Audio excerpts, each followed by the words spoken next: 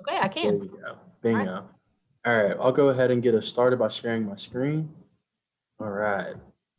All right, what's going on, everyone? My name is Dalton Sullivan. I'm the Assistant Director of Admission at Wofford College, and I am thrilled to be working here with Jasmine today to talk about the benefits of a small college or university. Jasmine, go ahead and introduce yourself. Yep. So I'm Jasmine. I work as a Director of Student Services in the Financial Aid Office at Queens. I have a hybrid dual role. I work in our admissions office as well, doing events like this, reviewing applications and all things enrollment management. So very excited to talk with y'all about some good stuff. And we'll put up a... That you recorded your own scene.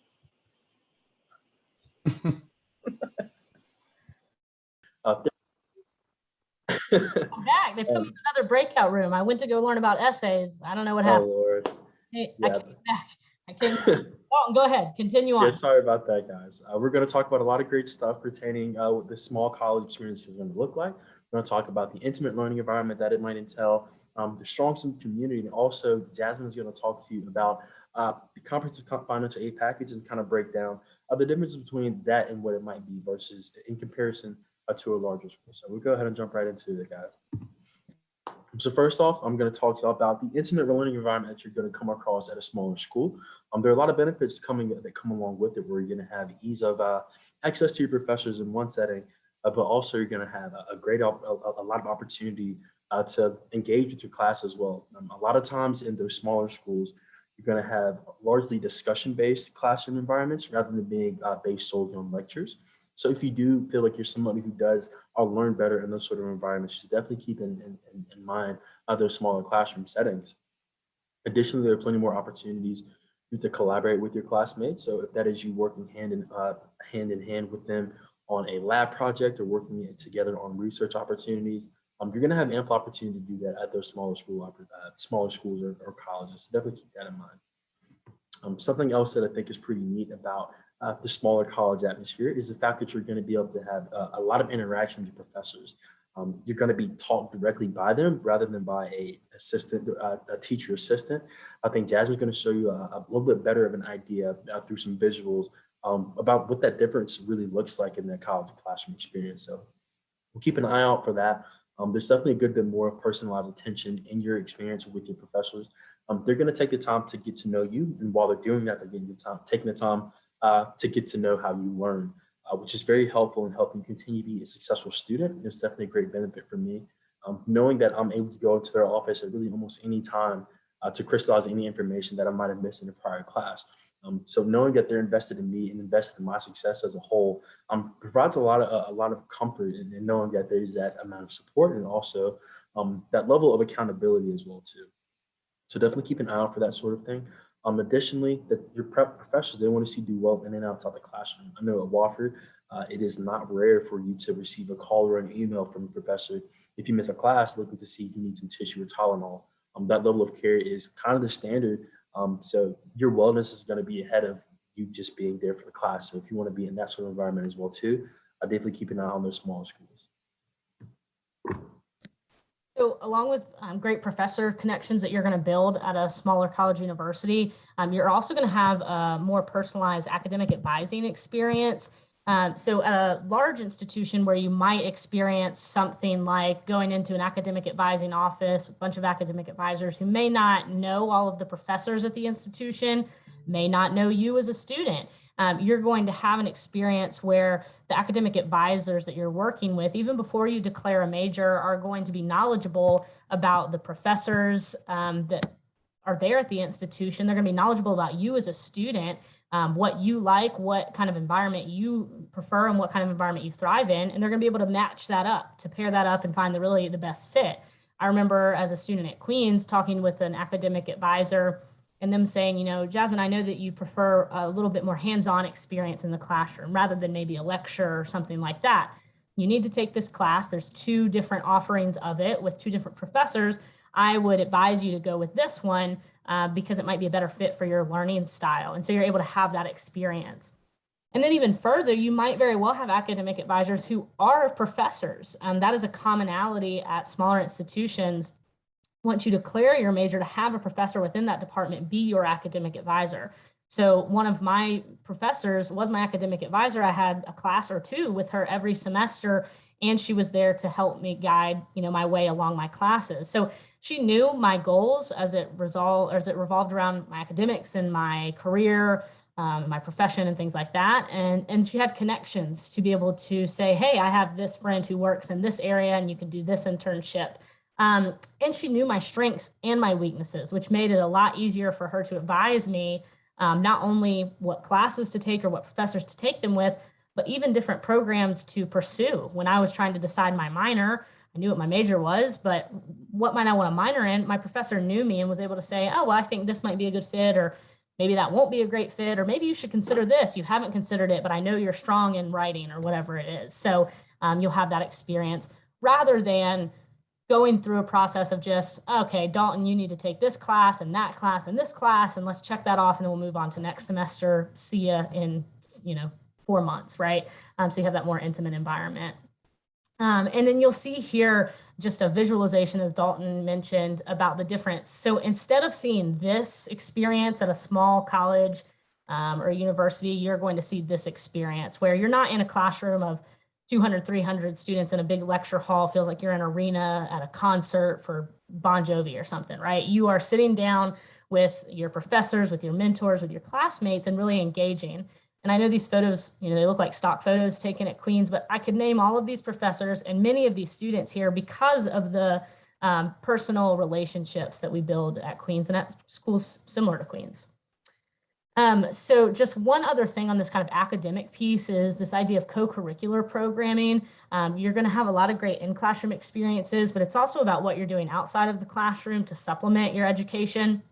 And I just encourage you to think about the opportunities available to you at smaller institutions when you have less or fewer students vying for internship opportunities, study abroad experiences, lab assistantships, research projects, all of those good things. When you're at an NC State or UNC Charlotte and you have thousands of students in your program trying to get that coveted internship at whatever agency, think about being at a smaller institution and being able to connect with those internship opportunities, being able to work with a professor. When you have a classroom of 15 students in your organic chemistry class, how much easier is it to say, hey, Professor so-and-so, I would love to explore this topic further. Might we do an individual research project on it? A lot easier to do than in a classroom of 300 students. So, and you might very well see endowed programming in these areas. So smaller institutions might have funding set up for these things.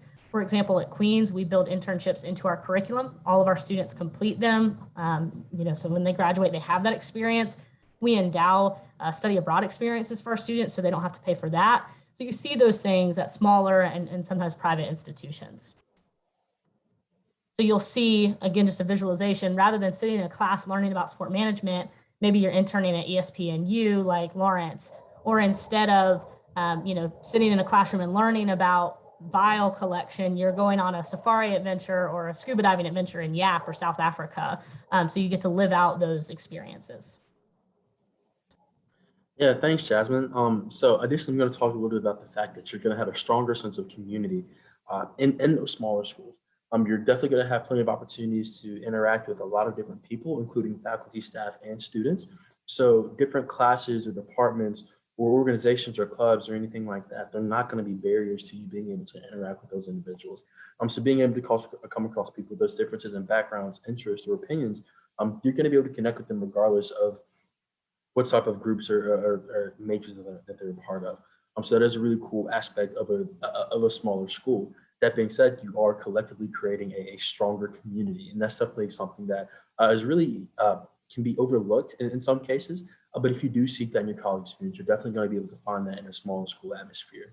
Additionally, you are going to be more than a number. As you can see, for example, if you think back to the picture that Jasmine shared earlier of that bigger classroom environment, it's easy to kind of get lost in that crowd. When you come to a smaller school, you're going to very likely be in a much smaller classroom environment where your contributions are going to be noted and you're going to be able to be contributing as an individual. You get to be who you are and take pride in that. That was something I definitely appreciated in my time as a student at Wofford, and I'm sure Jasmine can also attest to that as well. That being said, for that stronger sense of community, you're also going to be able to foster some really great relationships, those lasting connections that a lot of people seek in their lives. I'm definitely glad to say that a lot of the friendships that I've made transcend the classroom, and that's regarding both students and faculty and staff. I was mentioning earlier about how a couple of weeks ago I ran into, I'm a graduate now, a couple of weeks ago I ran into one of my professors in a local Publix, and we ended up talking for like about an hour, like right outside the produce aisle. So knowing that you're able to foster those sort of relationships is something that is really a common thing. It's something most people do appreciate in their time at those smaller institutions. So I want to talk a little bit about, before we open it up for questions, the opportunities to invest in your education at a private or small institution. Often you do see small institutions synonymous with private, and sticker shock with a private institution is very real. Seeing the cost of attendance can be scary, but I encourage you to slow down, take a step back, and really think about what the opportunities available are for you, and really ask the questions to learn the full picture. Private colleges cost more, that is a fact. It's the same with public and private K-12 education. You don't pay to go to a public institution, you have to pay something to go to a private institution. But those private institutions have less stipulations on the institutional dollars that they have and how they can help support a student and their family in financing and paying for a college education. So you very well might see larger merit scholarships, academic scholarships at private and smaller institutions. The same profile of student who might apply to a Wofford or a Queens, who applies to UNCC or UNCG, very well might see some merit scholarship on the table at Wofford or Queens that they don't see at UNCC or UNCG. And I don't mean to suggest that it's right or wrong, or that the public institutions value a student any less. That's certainly not the case. It's just a different funding model. And so you can see that. You also might see more institutional need-based aid. So, public and private institutions are all going to be a part of government-funded programs, federal and state-funded programs that support need-based aid. And you're going to see on the private institution side, institutional need-based aid oftentimes, where they're able to meet a student where they're at and a family where they're at financially to say, here's some Queens dollars to help support you. Whereas public institutions often just don't have the ability, not that they don't want you there. So I don't mean to suggest that they don't, it's just they don't have the same funding model. And along the lines of academic and merit scholarships, seeking out competitive scholarship opportunities at smaller institutions is a great idea. Again, it goes back to this idea of you have less students vying for those spots. When you have an NC State with hundreds of thousands of applicants and a few large merit scholarships, it's tough to get them, right? And it's not to say that it's easy at institutions like Wofford or Queens, but you might have a better opportunity for larger scholarships. Often they have programming surrounding that where you get to go to campus and compete and things like that. So be on the lookout for those. And my last plug here is just about the FAFSA, which is a free application for federal student aid. I hear a lot of families say, well, I'm not going to file the FAFSA, I make too much money. And I just really discourage you from that because institutions aid differently, public versus private, big versus small. Even very similar institutions like Wofford and Queens, you could apply to Wofford, get accepted, submit your FAFSA, get your financial aid package, and it looked vastly different than it does at Queens. We're different institutions and we fund differently. So you don't know what you're going to get until you file the FAFSA at that institution. So I always encourage you to do it. Some schools incentivize it by providing a grant simply for filing, regardless of what comes of it. So I just encourage you to not shut an institution down just because the sticker price, to compare the cost among institutions that you're interested in and make an informed decision. That's my biggest thing. Is a lot of times students and mostly parents, honestly, think that they know, well, I'm never going to get any aid there, or it's not feasible because of this. Just go through the process, apply, do the FAFSA, see what comes of it, see your financial aid package, and make an informed decision rather than making a half-hearted one. So that's my plug on financial aid. So just a reminder, Dalton and I both work at small institutions. We both attended small institutions. That does not mean we were lacking or are lacking for big opportunities in the academic setting throughout the community and for investing in your education. So please let us know what questions you have. I know we actually have a good chunk of time here, which I think is good because this is the largest, I think, group we've had for the session. So you're welcome to come off mute, ask questions, or Dalton, if you want to throw anything out there first. Yeah, we're ready for your questions that you have. I know, Jasmine, you said you have another event too. Yeah, so I'm gonna keep that open and see it when I can see when they jump on, and I might have to jump off in a few, but I'll let you know before I do. All right. Any questions at all?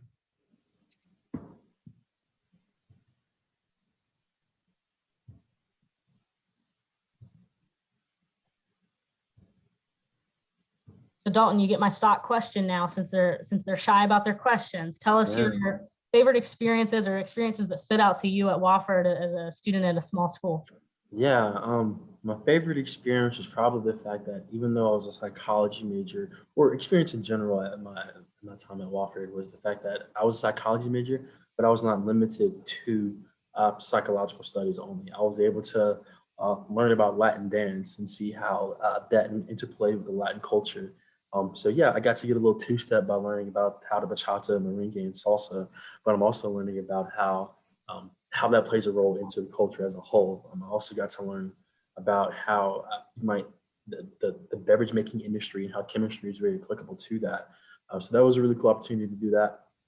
So I was definitely appreciative of those sort of opportunities, and also appreciated my opportunity to continue my athletic career by playing college football at Wofford. I did that and shot put and discus. So it definitely provided some opportunities that I might not have been able to elsewhere. So yeah. What about you, Jasmine? Yes, very similar. I like taking classes in different areas that weren't totally within my major or my minor. I also was a student athlete, so I got to involve myself in not only athletics, but campus programs and leadership opportunities, and invest obviously in academics as first. But one experience stood out to me that I thought was just a really good embodiment of the small school experience was when I was a sophomore at Queens. I had a teammate and a good friend whose mother passed away during our preseason in the fall. So she went up to New Jersey to be with her family during that time, and our athletic department paid for charter bus and all the expenses for us to travel up to New Jersey to be with her and her family during that really rough time. Because, you know, of the small school opportunities and the experiences. Our athletic director knew my friend, knew her family, knew her mom's story. She knew us as a team and how close we were, and that we would really want to be up there with my friend. And so they made that happen for us. And I just can't imagine that necessarily happening in the same way at a huge institution where the staff and folks didn't know their students as well. So I think it's just an embodiment of the small school experience, which I really loved. Yeah, absolutely. I mean, there really is just I don't want to say that small schools care more, but I think that sense of care is much more evident Yeah. in a smaller institution. So I Yeah. appreciate you sharing that with us. Trying to see, does anybody else have any other questions at all? Don't be too shy. We still have about 5-6 minutes left. Let me see if I can come up with another one for you, Jasmine. Uh-oh, I'm ready. Can you talk to us a little bit about your student athlete experience? And did you Yeah. ever, what kind of things did you do to kind of strike a balance with that process? Yeah, it's a great question. I did absolutely strike a balance. And I think, like a lot of high school students at the time when I was going into Queens, I was really focused on athletics. Like, that's what made me happy. That's what I wanted to do. I was never going to be a professional softball player, but I wanted to focus on that. But the most important thing was everybody else around me, professors, coaches, mentors, advisors, were all focused on the other parts of my life that needed to be focused on too. And so they encouraged me to do things like become a resident assistant. I lived on campus all 4 years and was an RA. They encouraged me to be a Royal Ambassador, which is basically a tour guide or admissions helper at our institution. They encouraged me to involve myself with Student Athlete Advisory Committee, and that worked me all the way up to the national level, serving with the NCAA. They encouraged me to do fundraising opportunities and to go to this festival and attend that event. And so I did all of that, and I played softball, and I was engaged in the classroom. And so you're able to do that often at smaller institutions where it's, you know, you have that ability. Your schedule isn't such that you can't fit those things in, which I really enjoyed. Yeah, that's awesome. Thank you for sharing that. Yeah. Dalton, I'm going to throw this over to you. I'm going to head Yeah. out to this next event that I have. It was great to meet you all. I think you have about 4 more minutes for Dalton to give you more great information. And I wish you the best in your college search. All right. Thanks, Jasmine. See ya.